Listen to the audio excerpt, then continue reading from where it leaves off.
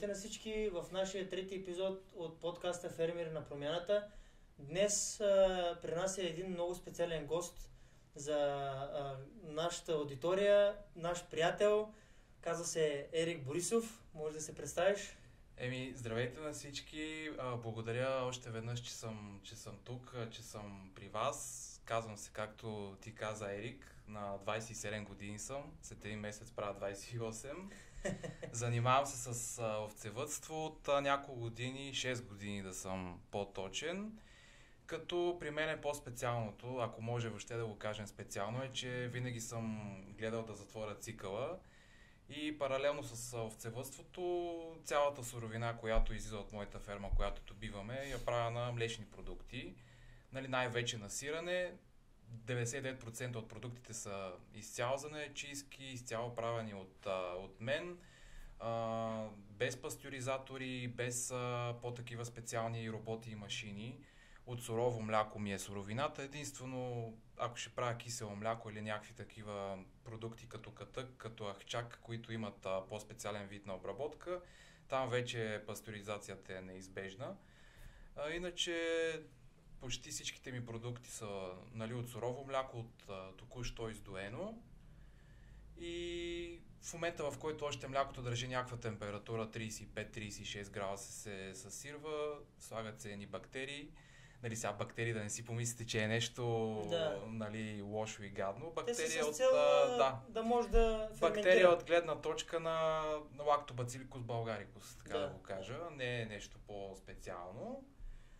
И това общо, в смисъл, това е по-така общо казано. Иначе пътя ми с овцевъдството почва от много малък. Той като цял дядо ми се е занимавал цял живот, защото той е бил пожарникар през по-голямата част от живота си. И паралелно с това нещо след работа си е гледал там 5-6 овце от тях в двора. Тип домашен двор, сега, което е много актуално да го слушаме и да го четем и по статии, тип домашен двор, 5-6 животни. И оттам се е запалил. Естествено, аз като съм от Плевен, и целият ми род е от Плевен. Породата, знаеш, черноглава плевенска, няма какво друго. Сега, много станаха популярни тия чуждестранните породи за мляко и за месо, но в крайна сметка няма как. Региона ни е от Плевен. Имаме си хубава порода, която си универсална. Става за месо, за мляко, за вълна. Не знам дали знаеш. Плодовитостта и тя е на 110% плодовитостта. Ние там като овцете като цяло си имат едни специални там проценти на плодовитост, на черноглавата се води 110%. Да. Реално, да си довърша мисълта за дядо ми, той си е бил пожарникар, гледал си няколко овце в двора. В момента, в който се пенсионира от пожарната в Плевен, започва да увеличава лека по лека стадото. С баба ми почват да правят сирене, ходят на някакви там курсове, някакъв технолог намира, дето ще обяснява какво ще правят. В Плевен има един кооперативен пазар, дето още си съществува, но тогава е бил много по-разработен. Хората са гледали масово животни, са отглеждали всякакви плодове, зеленчуци, каквото се сетиш. И се ходи да си предлагат стоката на пазара. Сега, нещата въобще не стоят по този начин, но в крайна сметка тогава така са случвали. И оттам почвали да я намират разни хора.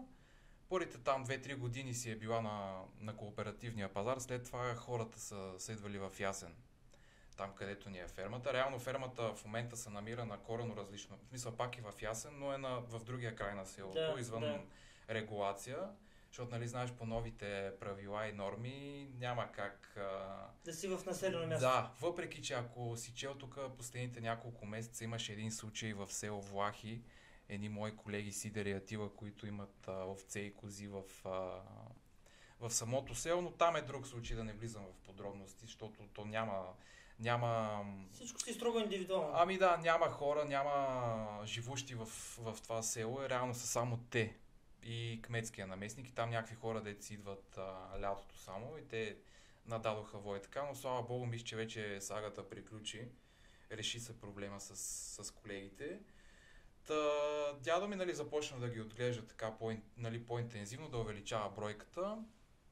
А аз пък като малък, нали, харесваше ми до някъде, че имаме овце, но пък въобще не ме влечеше това нещо. Аз си гледах да съм си, понеже ясен Плевен, разстоянието е 6-7 км, гледах да съм постоянно, нали, в Плевен, въобще даже не се вясвах. Лятото, даже си спомням, сме имали моменти, в които ме е викал да му помагам. Ходил съм така за кратко, за половин-един час, както се казва. И лека по лека, обаче, като, нали, започнах да израствам, вече завърших училище. Това си на 17-18 годишна Да, възраст. заминах за София, в УНСС бях за кратко една година. Там вече започнах да го мисля по-сериозно, дали искам да се занимавам с това нещо, защото той вече остана си сам. Направихме ферма в другия край на селото, вече нали, вече е легална, така да го кажа, защото имахме някои перипети. Аз това, което пропускам реално е, че преди да я направи тази ферма там, където сме в момента, в Ясен има един стопански двор, дето на времето през социализма са гледали най-различни животни, култури, там са отлежавали. Там гледаше около 50 овце, но реално стана някакъв проблем с документацията. Този, който се явяваше председател в кавички на сградите, там на сградния фонд, му даде някакъв срок от 2-3 месеца да се премести. И той нали, трябваше да побърза, купи този имот там, където сме в момента, направи фермата за не знам колко беше, за 1-2 месеца. Аз реално съм бил на 15, когато се случва това нещо. Ма ти все още не се включваш в Не, аз съм си в Плевен, смисъл, въобще не ме занимай с тия работи. И лека по лека, като заминах вече, нали, в София, там, нали, мислех, че ще е едно, то се оказа съвсем различно, както, нали, очаквания реално с повечето случаи много се размиха понятията. И след една година в София, нали, случи се там, че имах и здравословни проблеми, и университета нещо не ми харесваше и специалността, която бях избрал. Аз пак тогава записах политически науки. Не знам въобще, защо записах тази специалност, след така колкото съм в София.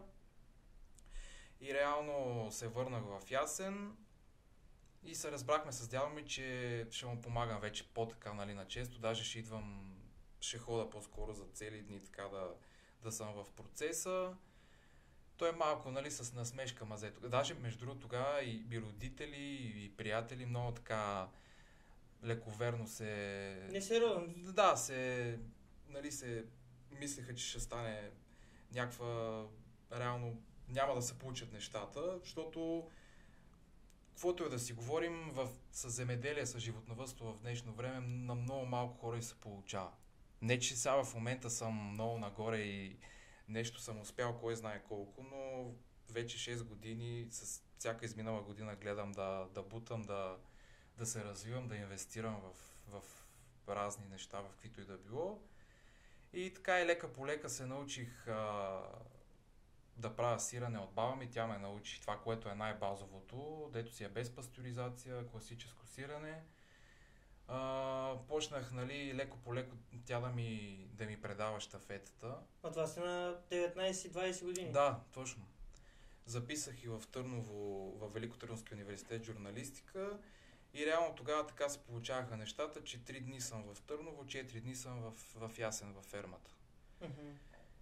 И аз не мога да кажа, че съм и разбирал много какво правя, защото нито съм се интересувал от европейски средства, нито съм се интересувал в кои институции трябва да отидеш за еди си какво.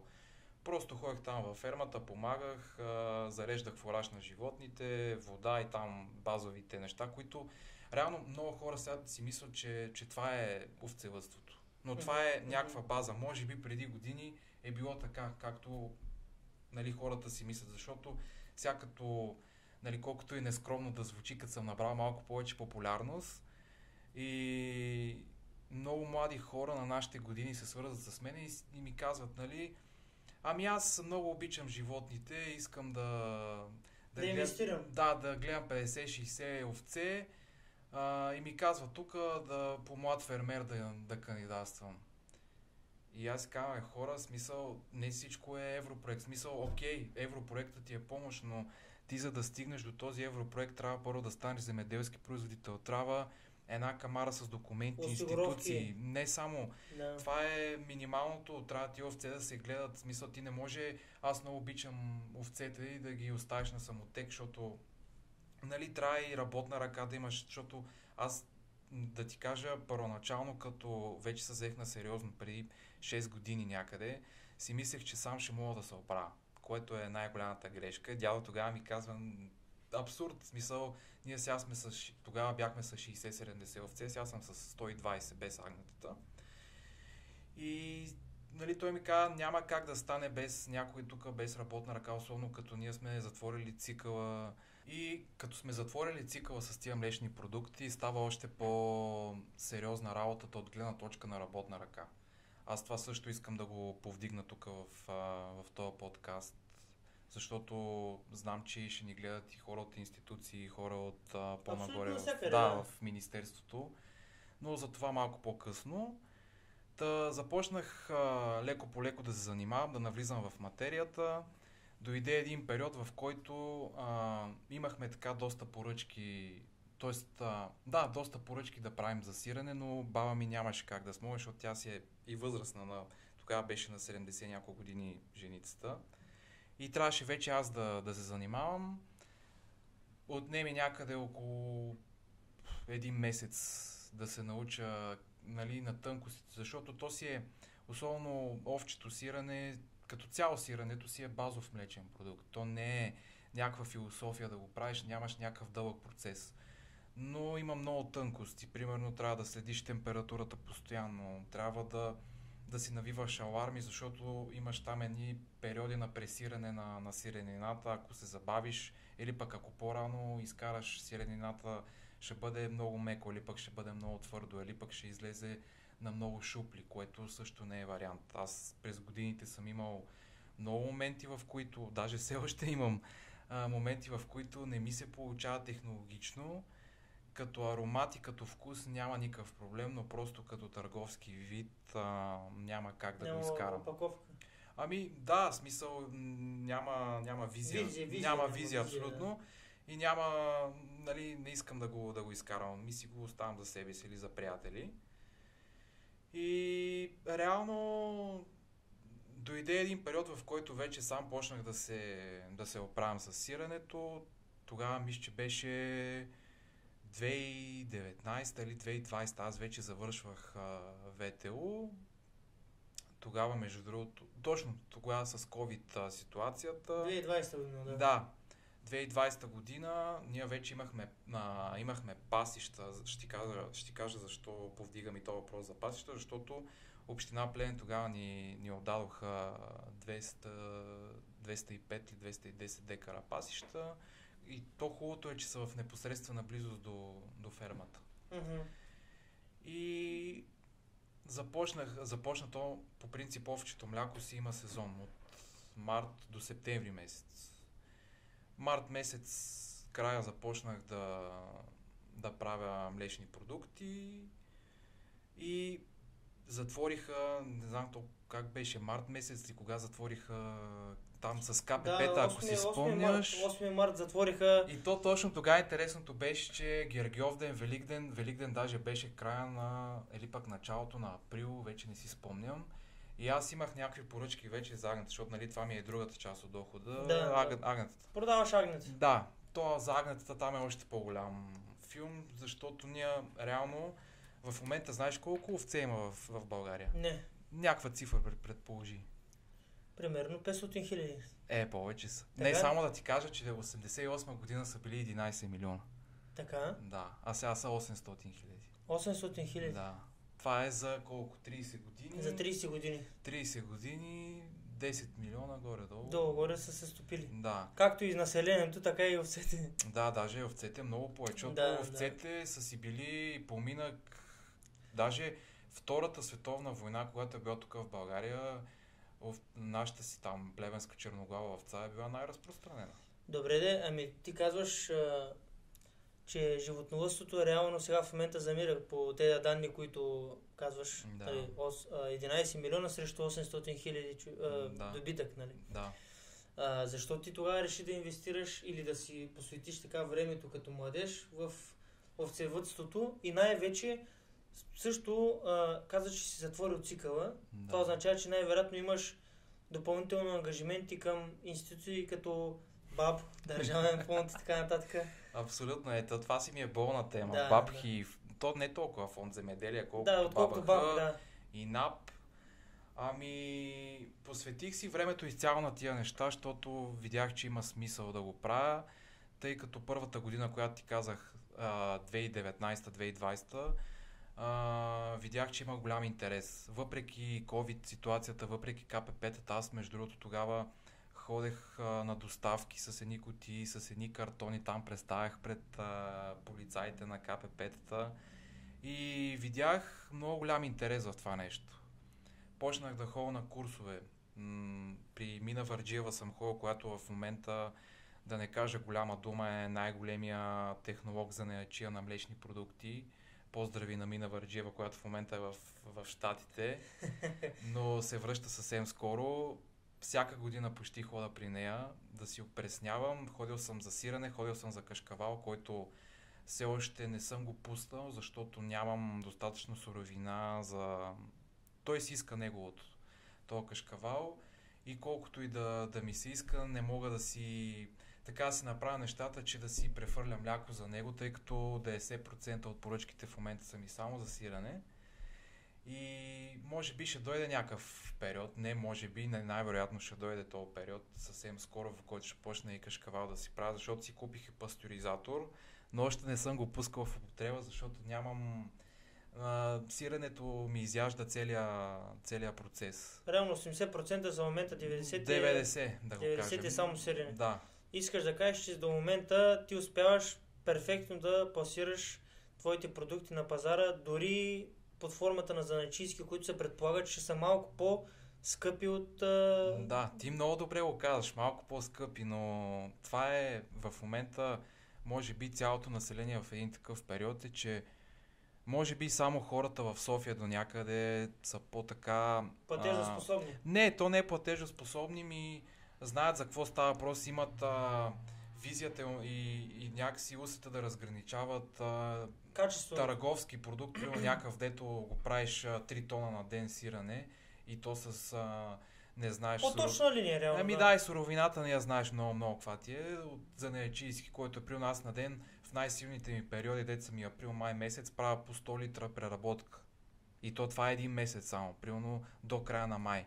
Вече от юни, юли, август почва с всеки един месец, даже всяка една изминала седмица да спада производство, защото моите овце не са млечна порода. Те са универсална, както ти казах преди малко. Те са за месо, за мляко и за вълна. Вълната преди години, аз от дядо ми знам случаи, че много се е изкупувала тук в нашия край, в Плевенско. В момента май повечето я фърлят. Сега аз не я фърлям, давам я на една, тя даже е твоя колежка, на Катрин Цанев от Тодорово. Тя има ферма за овощни градини, има домати, чушки, поздрави ако ни гледаш, Катрин. И може да я поканим и нея като Да, между другото.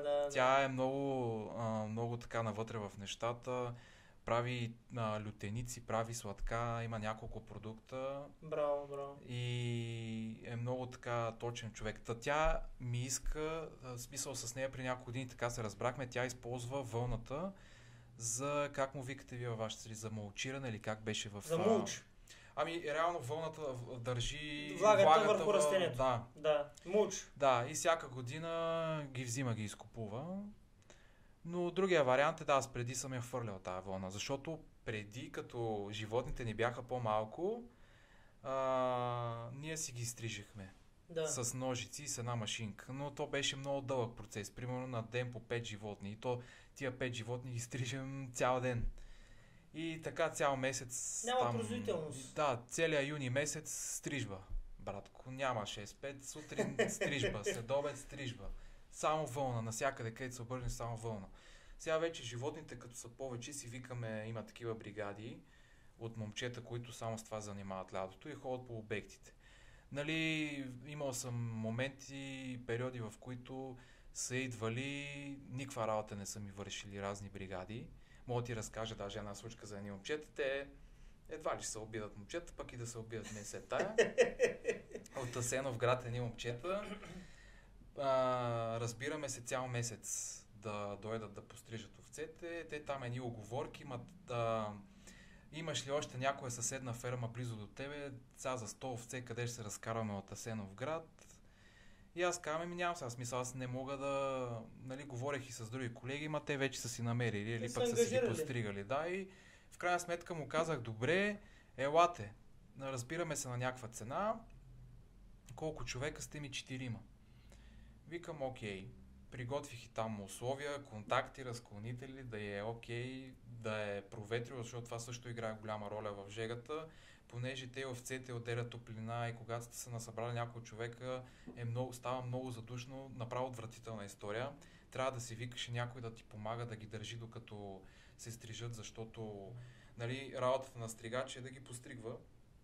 А тя овцата е стрес период за нея в тия 5 минути. Тя е постоянно на някакви такива движения и трябва някой да я държи или да я върже за нещо, което нали, не е пък много добър вариант.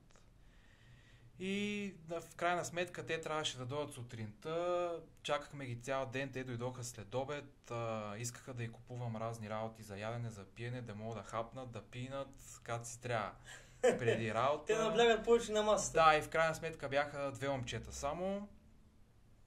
Нали, казаха, че 4 ще дойдоха 2. Работиха реално през 5 овце, смисъл 5 овце постригват, почиват 20 минути, пушат. Реално в 6 часа след обед сме почнали, в 11 часа вечерта приключихме. И тогава овцете бяха към 90, те не са били кой знае колко много. Да. И в крайна сметка свършиха някаква работа, искаха ми повече пари, отколкото се бяхме разбрали, искаха ми пари за транспорт, от който са дошли от Асеновград до Плевен. И ми стана много тъпо, защото не знам дали при тебе е така, но в нашия бранш, в овцевъдството има много измамници. И хора, които идват с нечисти намерения. Не знам при теб как е, при мен е ежедневие това нещо и много трябва да отсяваш хората.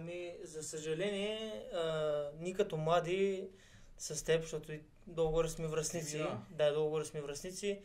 По трудния начин аз научавам някои неща, а именно след като вече се опаря, ядосан, преживея някои неща, все пак тогава започвам да пресявам доста хора, бригади и така нататък, защото както и при теб, така и при мен, доста хора обещават някакви неща, след това или не идват, или ти си нелоялни, че сте се разбрали за една цена или една сума средства, които ти да им дадеш, в последствие те измислят друго нещо. И затова на този проблем почти навсякъде, мога да ти кажа, не само в нашите сектори, може би в зеленчукопроизводството е много по-голям, защото там пък е обвързано с много повече хора. Но другото, което ме интересуваше е, ти участваш ли по европрограми, които хората така са питали, нали, дали могат да участват по европрограми да направят някакво мини стадо или ти си за момента... Имал съм то участие силно казано. Кандидатствахме по подмярка 6.3 за инвестиции в малки земеделски стопанства. Мисля, че така се казва. Да. На всеки един период на ОСП сменят имената на програмите и нали, евентуално парите, защото все пак инфлация. Тогава тази програма беше за 30 000 лева или евро. Вече 30 000 лева, да, съм... Нямам спомен. И от тогава от Национална служба съвети в земеделието, ти също ги знаеш, идвах нали, в моята ферма, офертираха дядо ми, защото той тогава дядо ми беше ЗП. И трябваше трябваше някакви много документи да издаваме, да ходим по институции напред-назад. Реално ние си ходехме, аз бях тогава с пълномощно, ходех постоянно нали, от на дядо ми името напред-назад и реално там заради едни 18 декара люцерна ми се дигна СПО-то. СПО-то, да, то беше до 8000 евро, Да. то беше 8500, трябваше да се махнат някакви неща и имах един разговор с дяда ми тогава и му казах по-добре, няма смисъл, защото ние сме тръгнали нагоре така или иначе да се развиваме, няма смисъл да продавам сега да ми спадне СПО-то, да правя някакви схеми. А и не само ти трябва, доколкото знам, за определен период от време да държиш едно и също ниво и след 2 години, които е първия транш, тогава, нали, съответно да направиш оголемяването на стопанство. То май всеки един проект е така. Да. Ами аз в момента участвам по млад фермер, долу-горе нещата са същите, само че бюджета не е 30, а е 50 хиляди лева, като наистина проверките и бюрокращината е много сериозна. Ще се радвам по принцип да се стигне до някакъв положителен край, защото сега сме септември. Ами то нали си има там някакви, примерно, казвам някаква цифра, 20 000 човека се подават документи за тази програма, за тази подмярка. Да. От тия 20 000 то си има за 2000 ЗП-та или там фирми. Ами хубавото е този път, че бюджета е доста по-голям, отколкото кандидатурите от името на земеделски производители. Колко горе-долу е бюджета, запознат ли си? Не съм запознат с точни цифри, но ми казаха, че е доста по-голям, отколкото кандидатурите на земеделските производители. Но пак тук бюрокращината играе лоша роля. Както винаги, да, защото реално аз прекарвам повече време по институции, отколкото съм си на стопанството. Аз именно поради тази причина не искам и да кандидатствам, защото във фермата ми има страшно много работа и се ангажирам с много излишни ходения и нерви, дето не знам дали в крайна сметка ще дадат някакъв резултат. Ами най-вече нервите, защото ето всеки казва, ние сме на 25, 6, 7 години, обаче ето по-възрастните от нас казват, пазете си нервите, защото само тях не можеш да си върнеш. Абсолютно. И сега в момента ние обикаляме... И времето е супер важно. Да. Трябва много така да си го разпределиш, че да можеш да огрееш навсякъде и с тези ходенки, и с тези разправи. И в крайна сметка, сега не знам как ще прозвучи, ама реално 50 000 лева не са кой знае какви пари. Преди години, може би, бяха някакъв старт. Но сега 50 000 не е актуализирана въобще сумата спрямо инфлацията. Реално документацията може би даже един вид е повече, от друг вид 50 000 лева. Особено ако е някаква фирма ти го прави, както за Национална служба съвети в земеделието, доколкото знам, те не взимат комисионна. Да, безплатно. Но има много частни фирми, които само с това занимават и си взимат така доста дебел процент от ако те одобрят. Ами, то за там, според мен, повечето пъти става въпрос за по-големите програми, които са свързани с инвестиции, с инвестиции в сгради, в съоръжения и така нататък. Тези програми вече там става въпрос за над 250, 300, 400 хиляди и така нататък, които даже не са мисля, че са 100% финансирани, ми са с 50 или 70 или нещо такова. 50%.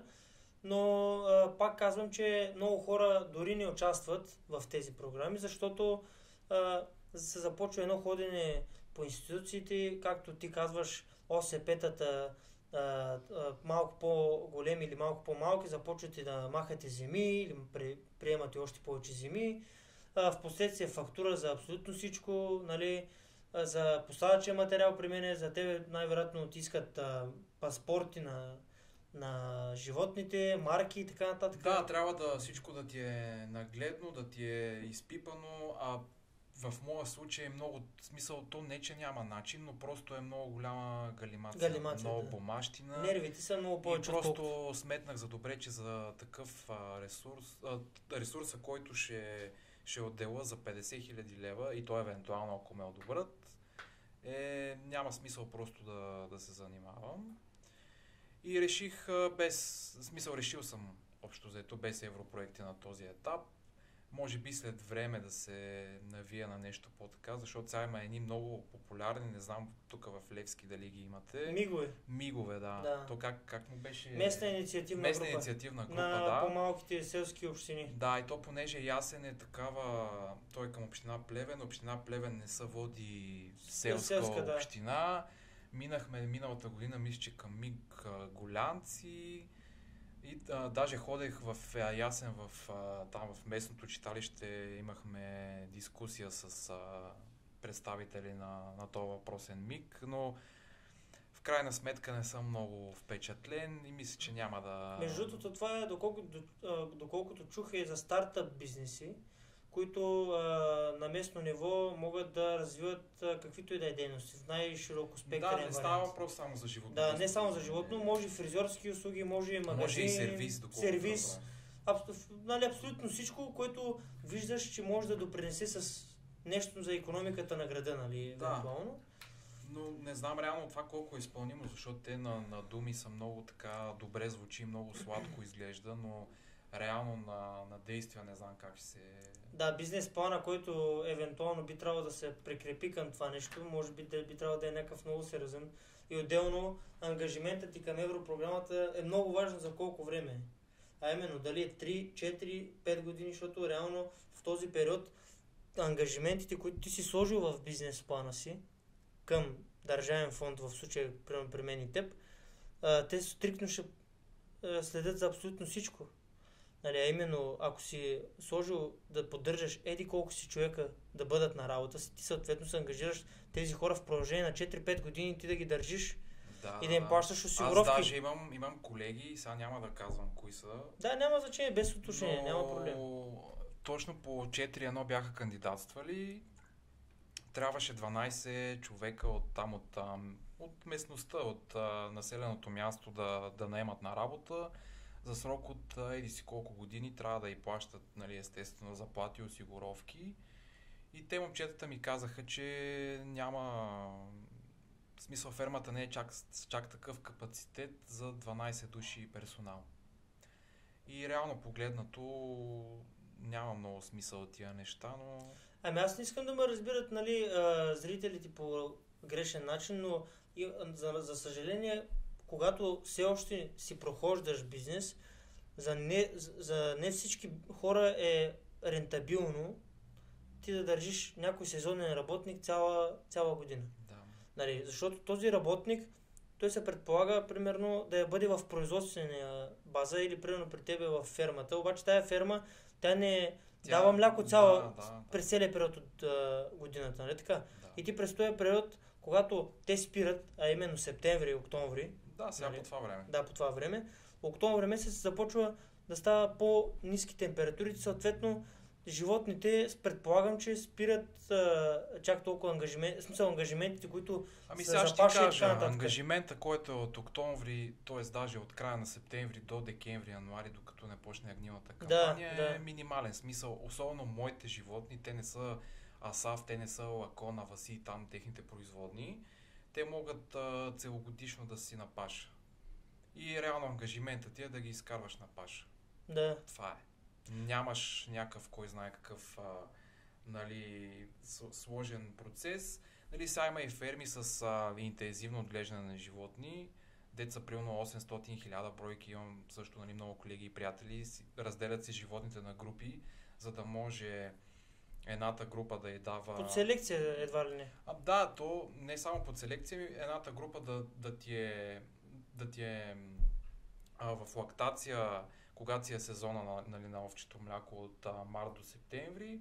Останалата група през това време почива и когато тази главната група, мейн груп, дето и казват, от есента до зимата е в сухостоен период, останалата група пък тогава се агне и има мляко. Това е може би с цел да оплътняват и да има постоянно някакви приходи във фермата. Да, но това за моята ферма е неприложимо, тъй като, нали, още веднъж ще кажа, животните ми не са от тези високопродуктивните. Аз залагам изцяло на качественото мляко, защото показателите на млякото са с проценти доста по... Ти искаш да кажеш, че племенска черноглава овца, която си е изцяло българска порода, е с много по-добри показатели на млякото като суровина от вносните породи.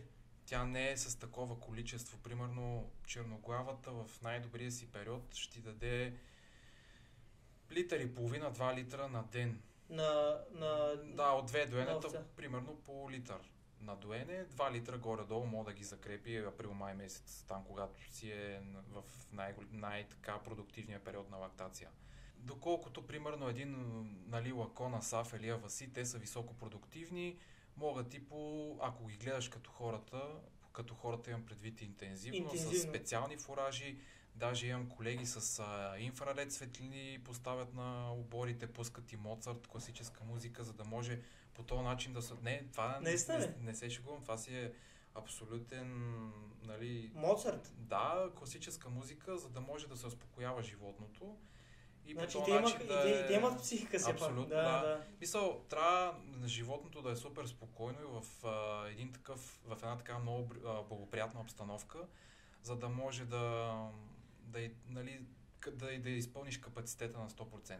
Да. Но това е, нали, става въпрос за високопродуктивни животни. Моите животни са по-тегави, те издържат на студ, на паша, както казах. Доколкото тези животни, те освен в обор, на друго място трудно биха могли да си развият капацитета и потенциала. И оттам идва, нали, и разликата с останалите ферми и може, нали, би ми се искало хората да обръщат внимание на това нещо, нали, потенциалните клиенти. Защото в момента аз, нали, няма какво да крия. В разгара на сезона, когато продавам ежедневно сирене, цената тая година беше 15 лева на килограм. Прясно. Да. Нали, няма значение колко килограма, нали, ще поръчаш. Няма значение дали на едро или на... Да.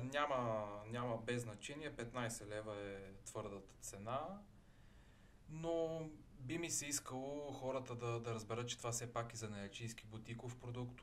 Аз затова казвам и винаги, знаеш, са на фестивала на пълната чушка в Левски съм казал на всеки един човек на щанда, това е от плевенска черноглава овца, това е порода за качествено мляко, тук не се гони количество, не се насилва животното, нали, много е специфично. Добре, а мислиш ли, понеже и аз започнах сега в момента да затварям цикъла и искам да се съсредоточа в бутиковите производства, в бутиковите продукти, мислиш ли, че в България специално могат да се отличат от масовото производство? Защото бутиковия продукт означава, според мен, повече натуралност, ясен произход на суровина и съответно, ето ти даваш ясен произход на твоето мляко, че той излиза от твоята ферма, от еди коя си порода. По същия начин, нали, при мен. Но въпросът е такъв: българина готов ли е да даде повече, дори двойно, за качество, което евентуално той ще си го сложи на масата и да му е хубаво, нали, да му е вкусно. Да е сигурен, че той не се яде от ясен източник. Да, пробвам всяка година така какви са настроенията, какви са нагласите. И освен ако нямаш някакъв пазар в София, в Варна или в Пловдив, в по-малките населени места и градове е много трудно. Почти никой не го оценява това нещо. Защото всеки си произвежда или просто защото няма платежоспособни хора? То и до менталитет, и до платежоспособност. Има много малко хора, единици, които биха си позволили, примерно, ако от 15 лева, примерно ти казвам, стане на 30 лева продукт. А то има голям резон. Аз даже съм си говорил и с хора, които произвеждат, и то не с хора, които произвеждат от плевенска черноглава, а примерно с лакони, с асафи, които имат мандри с затворен цикъл на производство. И те ми казват, защо държиш тези ниски цени. Примерно техните продукти са по 30 лева горница на килограм. А купуват ли се? Да, най-вероятно се купуват, но те имат и повече възможност да ходят по фестивали, имат договори с търговски вериги и може би при тях е една идея по-лесно там вече, като си набарат някаква нишова клиентела, защото това са нишови продукти преди всичко. Най-вероятно се изкупуват. Нямам представа, щом са на тия цени, най-вероятно. За мен следващия въпрос е това. За теб лично важно ли е да има представяне на фестивали, които евентуално може да намериш B2B бизнес, нали, смисъл B2B бизнес към бизнес. Back to back.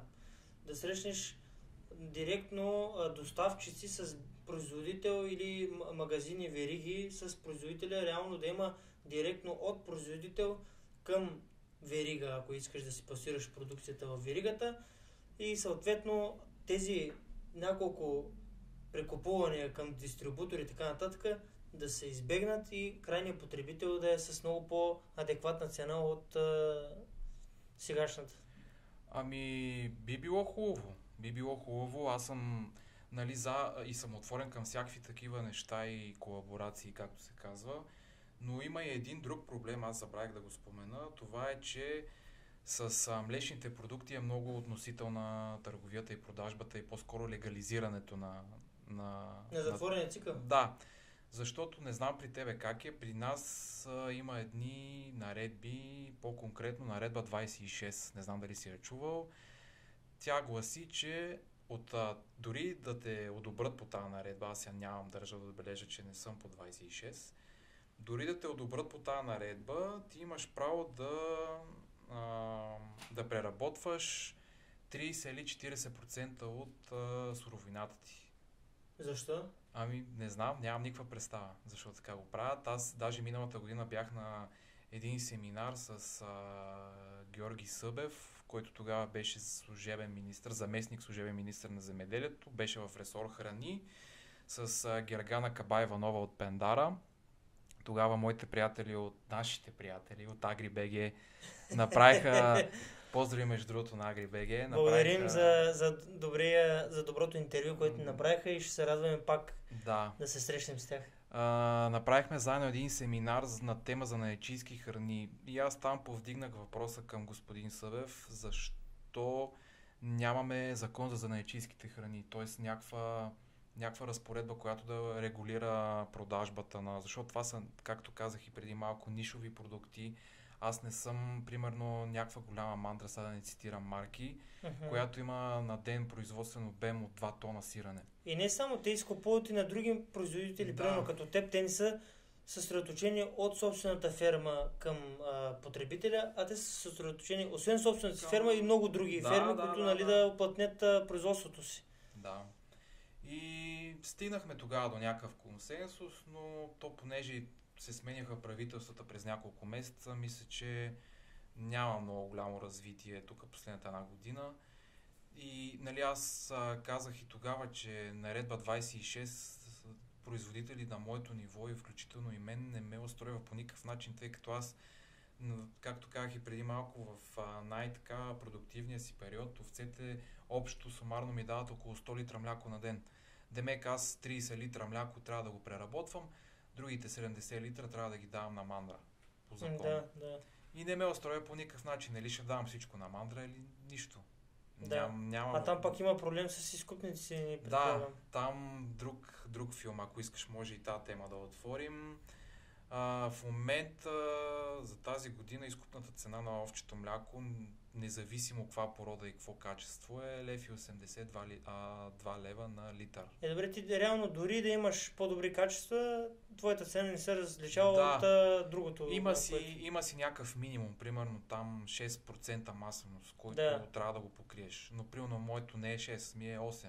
Да. Там някъде. По никакъв начин не се оценява. По никакъв начин не ме стимулира мандрата, че е с 2% по-маслено, отколкото базовия вариант. И това много ме чуди, защото пък тук имаме си в Плевен един кооператив, Плевенско мляко, Галина Мирчева, която е мой приятел, тя е основател на това сдружение. Поздрави между другото, ако ни гледа. Там те са 7 човека овцевъди в областта. Да, и то не само, мисля, че има и още там един или двама от 7-те не са в областта, но няма значение, нали, това не е най-важното. Те се събират в този кооператив и заедно предават мляко. Като по този начин цената е една идея по-висока, отколкото... Защото е много голямо количество. Да, това е другото интересно. Аз пък цял живот съм си мислил, че нали, колкото повече мляко имаш, толкова по-малка ще е цената, но при изкупуването е обратното. Колкото повече мляко можеш да дадеш на мандрата, толкова по-висока цена тя е съгласна да ти предложи. Реално, защото те пък оттам спестяват логистика, защото едно е да ходиш Да. в 10 ферми, друго е на едно място, нали? Да, ами той пак ходи през всичките ферми, Така но ли? примерно има си зададено, днеска е при теб, утре е при мен. И така няма го, в смисъл той знае, че като дойде днеска при теб ще вземе примерно 500 литра мляко. И няма го то период на лутане. Да. Другото, което аз, нали, ти хубаво отвори въпроса за кооперирането, аз съм на 100% за тия неща. Защото като се пробваш сам да правиш нещо, не се получават нещата, пробвал съм се сам нали, да правя някакви неща, но не се получава. Ами той е една българска поговорка, една птичка пролет не прави, Да. нали? Или пък как така една певица, една птичка, лястовичка не прави. Така че, нали, пак са много относителни нещата и поради тази причина ще въведа в ситуацията да ти разкажа как аз стигнах до моето сдружение с Национална овцевъдна и козевъдна асоциация. Това, между другото, не знам дали знаеш, е в момента, да не кажа големи думи, най-голямата браншова организация в България. Това е доста добре, защото все пак ви си защитават интересите. Да, 800 души, мисля, че сме 800 овцевъда в сдружението. И 2020 година, нали, връщам те пак малко по-назад да ти разкажа и предисторията, защо влязох в тази асоциация, нали, главния ми мотив.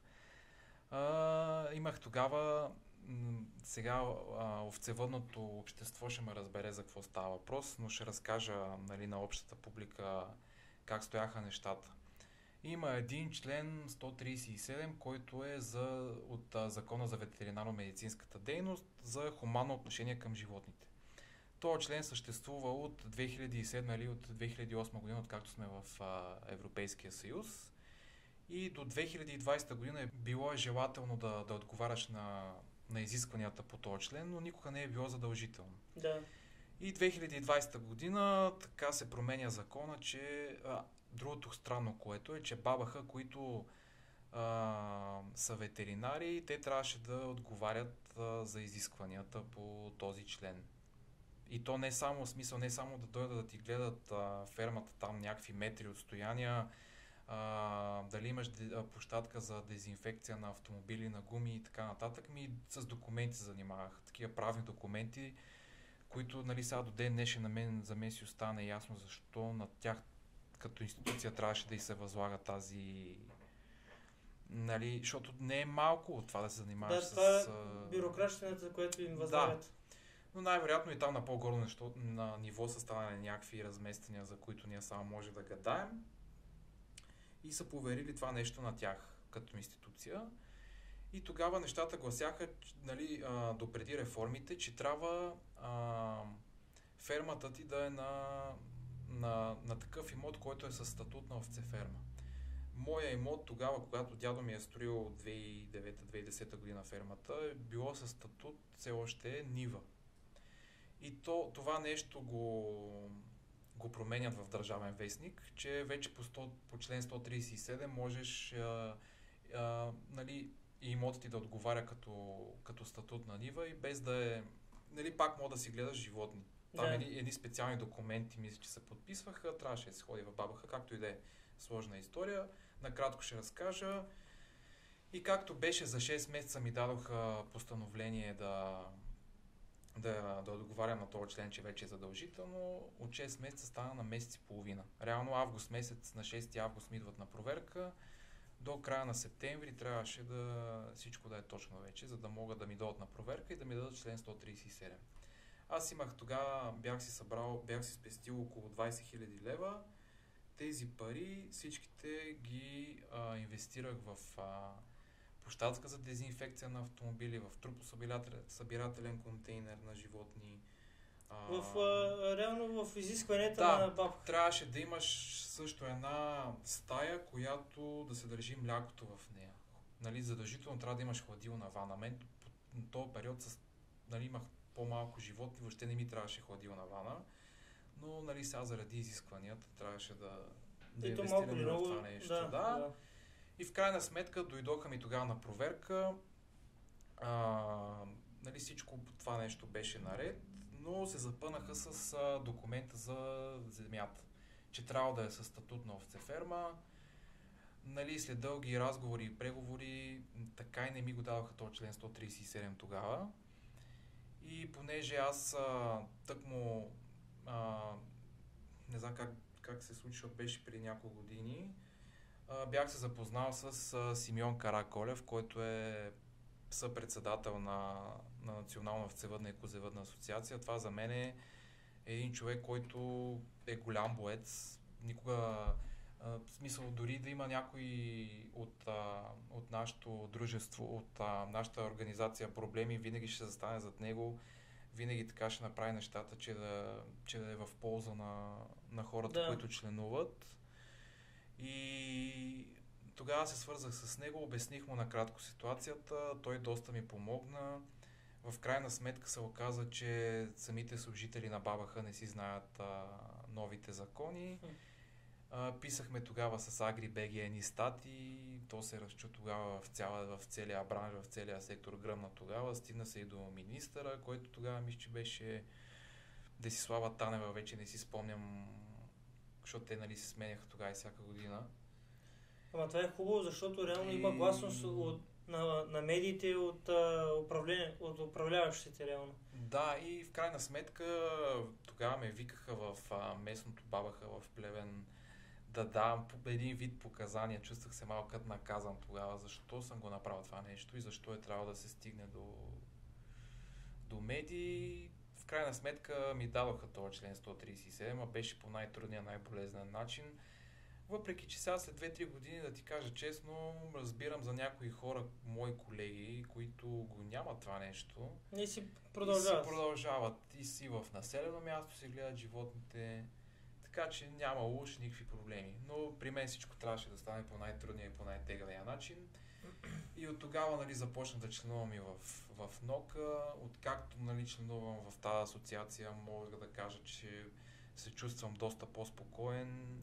Така като сме повече хора, постоянно се събираме на семинари, много разработена асоциация, така че мога да кажа на колеги, които нали, овцевъди и козевъди, които до този момент търсят своето място, могат да заповядат при нас в асоциацията.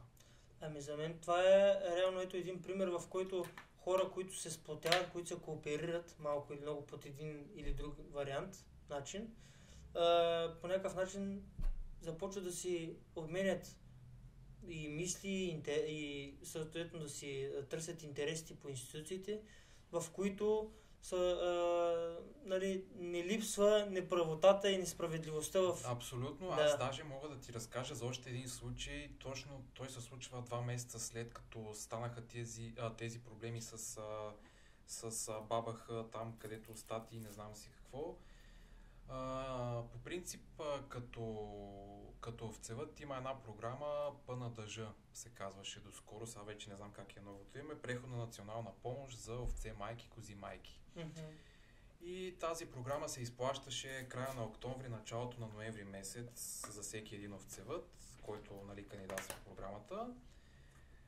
Идва деня, в който нали, то почва да пишат статии, Агрозона и там всичките му сайтове и нали, с земеделска насоченост, че пускат програмата ПНДЖ и си колко милиона, трябва да е по сметките на земеделските производители.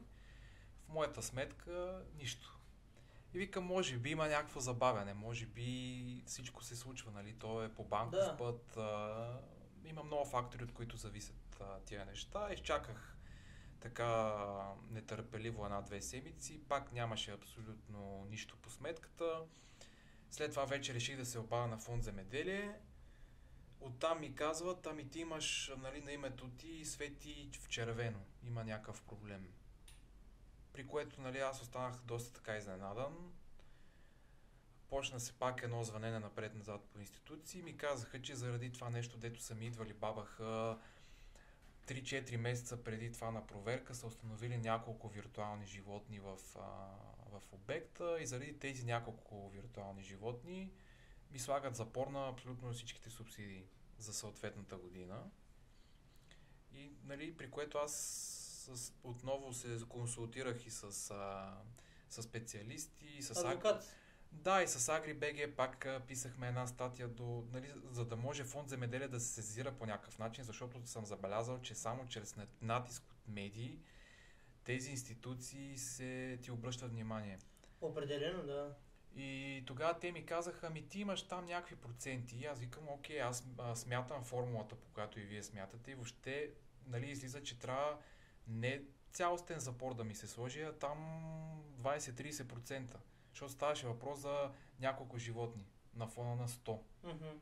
А има хора в момента, които те и правиха и репортажи миналата година, разследвания, които са с по 300-400 виртуални животни, с няколко ферми, взимат по 1 милион, милион и половина на година субсидия от пасища, защото това в момента при нас е най-големия бич, пасища, постоянно разни знайни и незнайни се натискат за тия имоти, защото има една вратичка в закона, която гласи, че за период от една стопанска година, независимо колко животни отглеждаш и независимо къде можеш да вземеш и 100 000 декара пасища под наем. Да. И хората ги взимат за субсидиите, явно имат връзки напред-назад и не ги обработват, защото реално ти за да го вземеш това пасище трябва да го обработваш. Да, да. Не се обработват тези имоти, взимат са главоломни суми пари, как ти казах, около 1 милион. И имаше разследвания на тези хора в момента, освен че не носят отговорност за постъпките си, не са съдени, не са глобявани, както ме глобиха за 6 виртуални животни. Те в момента са даже са председатели на други браншови организации, асоциации, които в момента целта според мен на тия асоциации, по-маничките, семейните, е само да бъркат и да си гледат собствените интереси, което не е добре, защото все пак ние не сме малко хора като общност овцевъдна. Той при вас най-вероятно го има това нещо. Определено. И нещата са много, много лоши. Сега в момента разчитам и на новия министър, на Кирил Вътев, който той е от част от нас, защото той с неговите преработвателни предприятия за месо, той има и бранд. Много добре знае какви са проблемите на бранша, защото не знам дали знаеш, миналата година министър, който въобще никога не се е занимавал с земеделие и животновъдство. Служебния ли? Не служебния, преди него Иван Иванов. Да. Той никога не се е занимавал с земеделие, нито с животновъдство. Той няма как да знае проблемите на браншовете. Да, и те тогава много хора казаха по-добре е така, защото той един вид не е бил никога в бранша, няма да има конфликт на интереси, но според мен това още не е някакъв вариант, защото човека наистина не знаеше къде попада. А той не знам реално дали той го искал този пост, но не знаеше въобще с какво занимава. Добре, тая тема е доста дълга, но нека да кажем на аудиторията и как ние се запознахме с тебе, каква ни беше допирната точка и как започнахме да работим и на фермерски пазар в Левски и сега в момента защо си тук и така. Ние реално се познаваме отскоро, от един месец и нещо. Покрай наш общ познат нека да кажем Иво Колев, a.k.a. доктор от къща на инфлуенсърите. Да. Той ми писа една вечер, Иво ми писа една вечер и ми каза така и така, тук имам едно приятелче от Левски, също млад фермер като тебе, също така с производител, който затваря цикъла и произвежда собствено производство хранителни продукти, иска да се... След това ти ми се обади, разменихме си номерата, чухме се така набързичко за 5-10 минути. А ти реално тогава ми се обади да ме поканеш на фестивала. На фестивала, да. Първото беше фестивала. Да. Който беше приоритетен тогава и ни подготвихме продукти за него. Да, аз да ти кажа честно, тогава нямах много и продукция. Не, че сега имам много продукция за следващите фестивали, но наистина времето, което беше от поканата до самия фестивал, беше много кратко. Но в крайна сметка аз съм много за такива инициативи и мероприятия и винаги се хвърлям в боя за такива неща. Аз никога не... И не само, защото ние основно тогава си говорихме и освен за фермери, за фермерския пазар и за фермери на промяната, който, нали, съответно, така ни е платформата, да. Така ни е платформата, която целта е да се обединим хора в най-различни сектори и браншове. Не само овощарство, не само лозарство, не само овцевъдство, може и други, може и зеленчукопроизводство. Да, точно това е момента да кажа и на хората, които ще ни гледат. Ако има, нали, някой млад земеделец, животновъд, производител и така нататък. Като цяло производител, да. Да, с продукция, който има какво да предложи на пазара, някакъв по-такъв нишов продукт, да се знае, че от неговата ферма е добре дошъл при нас, ще дойде тук и на подкаст, както съм и аз в момента. Ще ходиме по фестивали, занапред сме измислили доста така идеи, които ако искаш може да споделиш пред широката аудитория. Определено, да. Идеите ни по принцип за напред, за следващите години и месеци са да се явяваме заедно на фермерски пазари под логото Фермери на промяната. Нали, всеки си е с отделен бранд, но под логото Фермери на промяната, за да може да покажем и на фермерските пазари, че в кооператив, дори в по-тесен кръг, могат да се получат нещата. Тук става въпрос за момента и при мен за бутикови продукти, и при теб, нали, за бутикови сирена и така нататък, но това не ограничава продуктовата гама във всеки един сектор. Човек е добре дошъл, включително зеленчукопроизводство,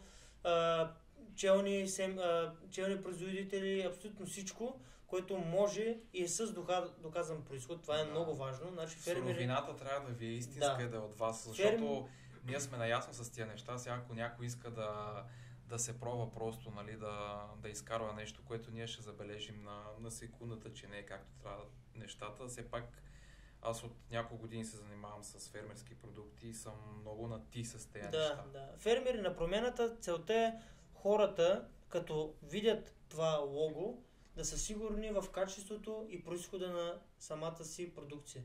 В по-дългосрочен план аз виждам плановете на този кооператив и като нас, производители, които искат ясна и точна произход и качество на храната, в онлайн магазин, който всички ние като кооператив да може да предлагаме най-голямата широкоспектърна продуктова гама, в които хората могат да си изберат от челен мед до сирене, кашкавал, сладка, нали, абсолютно. Да има всеки един продукт от хранителната верига. Като ние общо ще си имаме нали, наши си нещо такова като качество за храната, нали, смисъл сертификат за качество на храната, за да може все пак да гарантираме на клиентите, които ще ни изберат, качество. Да може да са сигурни те, че като се слагат дадения продукт от фермери на промяната, да са сигурни, че те ядат наистина качество и са сигурни за тях и за тяхното семейство. Това е доста, нали, на който съм го споделил, казва, че доста амбициозен проект, защото ние не гледаме за след един месец, не гледаме за след 2 месеца, гледаме след 5 години, 10 години, което означава, че мисля, че хората, които влизат в този проект, трябва да гледат доста дълновидно на собствените си проекти.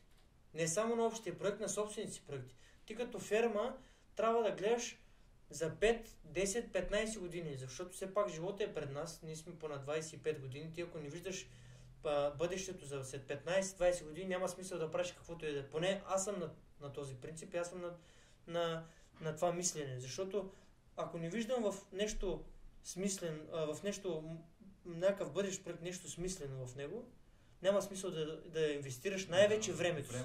Времето си е най-ценната. Тук не става въпрос за финанси, тук става въпрос за времето си, защото ти посвещаваш определен период от време на него. Нито овцевъдството, нито овощарството, нито лозарството, нито зеленчукопроизводството не може да стане за 1 година, за 2 години, за 3 години.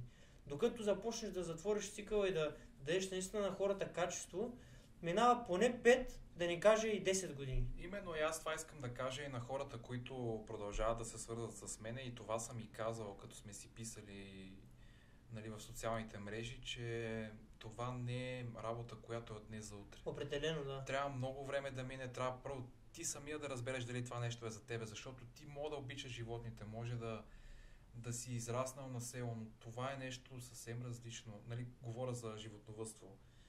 И има много проблеми, които ще те спъват на ежедневно ниво и ако ти не си търпелив и устойчив, ще те сринат тия неща и ще трябва да продаваш абсолютно всичко. Защото сега в момента има много ферми, които фалират. Не знам заради лизинги. Да, и не знам дали знаеш как стоят нещата в сектор говедовъдство. От към субсидии или как? Не, от към изкупуване, защото те там, нали, кравите си много по-млечни животни от овцете. Една крава, знаеш, дава в днешно време, защото те са и по-продуктивни, вече породите по 30, 40, 50 литра мляко на ден. Мандрите изкупуват суровина от Унгария, от Полша и от някакви такива. Украйна. Да, и от Украйна. И то сухо мляко.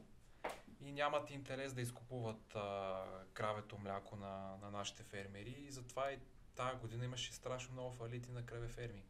Гледам и нали, във Фейсбук обяви ферми с по 250-300 крави, стада огромни, дето с години селекция са градени и фалират. За мен лично този проблем е комплексен. Значи, наистина, че няма държава като гръб, окей. Но това за мен лично, това са бизнеси, които трябва да гледаш за напред.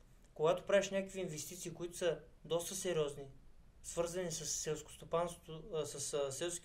селското стопанство, инвестициите не са малки. Нито в техника, нито в сграден фонд, Да. нито в производствен цех. Да. Всяко нещо става въпрос за доста сериозен капитал, който ти много специално трябва да си направиш, нали, сметката най-вече. Ако става въпрос за ипотека или еврофинансиране и така нататък, какъв част от свежите ти пари, които идват по време на нали, на млеконадой или примерно, когато при мен е при беритба, когато идват свежи средства Да, от всеки си фирмата. има такива периоди. Да, това са периоди от годината, в които ти трябва да си направиш сметката разделено на една година, на 12 месеца, колко голяма част от тези свежи пари ще ти бъдат заделени за ипотеката или нали, такива разходи, които са свързани с инвестиции в твоето стопанство. Защото реално много хора така изведнъж започват лизинги за техника, оттам за нещо друго и в последствие казват, ама на мен не ми за сметката, защото, нали, гледам на декар толкова, разхода ми толкова, то заради това, примерно, много хора казват, правете премерени рискове. Да. Защото и в земеделието, той е изключително, това е най-печелившия сектор в държавата ни, защото някои хора, както примерно Франция, там винопроизводство е на много високо ниво, но при нас... То не е само винопроизводството, не знам дали знаеш тази порода овце лакон. Да, те са лакон, да. Тя е френска порода. В Южна Франция ги гледат за производството на сирене Рокфор. Да. От едно време, но тази порода е това, другото, което ме дразни, което искам нали, да ви споделя, е, че лакона във Франция е било такава традиционна порода, каквато е черноглавата в момента в България, но с времето, с много селекции, с много работа на селекционери, на разни зооинженери, на специалисти към тази порода, от порода, която е давала по 500 мл мляко на ден, сега в момента дава по 5 литра. Да, искаш да кажеш, че малко или много е някаква кръстовска между няколко породи. Да, те правят постоянно проучвания, постоянно следения, там са наливат и страшно много пари за тази порода и тя в момента си е една от най-известните в цял свят, щом и в България я купуват вече и не само. Добре, това в нашите породи го няма. В смисъл, ние освен черноглавата си имаме и старозагорска, и елимпелинска, и сакарска, и каракачанска, която е, нали, вече само за традициите я гледат хората, защото тя няма нито мляко, месото е оскъдно, защото агнетата са като котенца. Така че много, много зле работа с селекцията. Това е една тема, която е много дълга и не мисля да отварям поне в този епизод. Добре, да виждам, че с тебе имаме много неща още какво да кажем. Най-вероятно ти ще гостуваш още един път или няколко пъти.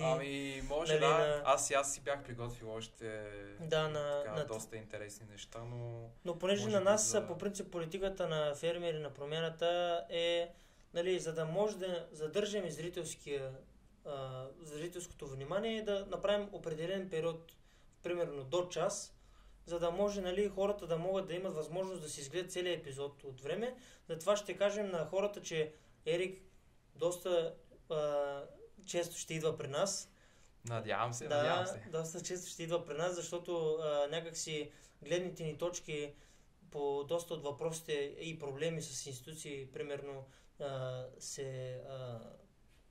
еднакви. Припокриват се, да. И за това искам да кажа на хората, че ако искат да виждат качествена информация от фермери на промяната, нека да сабскрайбнат канала.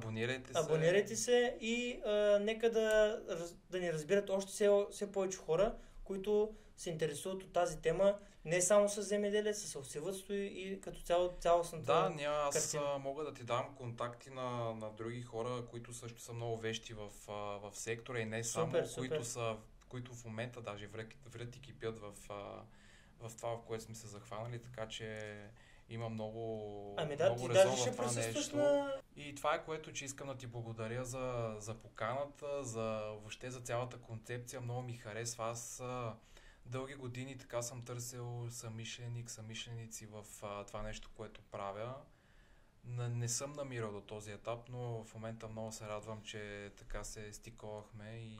Аз бих казал, че е доста трудно това нещо да го откриеш. В смисъл да намериш наистина истински сътрудник и съмишленик, който наистина да сте на една и съща вълна, която да горите в бизнесите си, в които сте подфанали. Да. Това е, защото това пресява във времето хората, които просто така са го фанали за печалба и дали наистина ти харесва това, което правиш. Да, и другото, което го има е, че в момента в България има много млади фермери по документи. И примерно това са хора, които цял живот са занимавали с земеделие, записват си техните деца или роднини, дето нямат 40 години като млади фермери. Да, колкото заради програмата, но ето още един интересен факт, който мога да ти кажа е, знаеш ли колко процента на територията на Европейския съюз са хора под 40 години, които занимават с земеделие и животновъдство? Не. 6%. От значи ние влизаме в тези 6%. Да, пък за под 30 години вече не знам, то няма такава статистика, но сигурно са 1%. Да, нека да прекратим този епизод днес с... Беше ми много приятно, че гостувах тук. Надявам се за напред да може да ме виждате по-често зрителите. Определено и ще обърнем внимание и към други сектори. Зеленчукопроизводство и ако щеш... Да, всеки един аспект. Да, всеки един аспект на земеделието. Защото в крайна сметка земеделието не е само овощарство. Определено. Всеки един човек в различните браншове имат различни проблеми и искам тук да дадем ясност, гласност на тези проблеми, съответно да може и други хора да си имат в предвид за тези неща и ако може да се достигне и до управляващите, още по-добре. Надявам се, защото те са така главните хора, към които те трябва да отговарят, нали, не изцяло, но те имат огромна роля за това какво ще се случва в следващите няколко години в сектор. И кое ще е приоритетно за това нещо? Да, абсолютно. Добре, благодарим за... Благодаря и аз. До нови срещи. Се чуваме.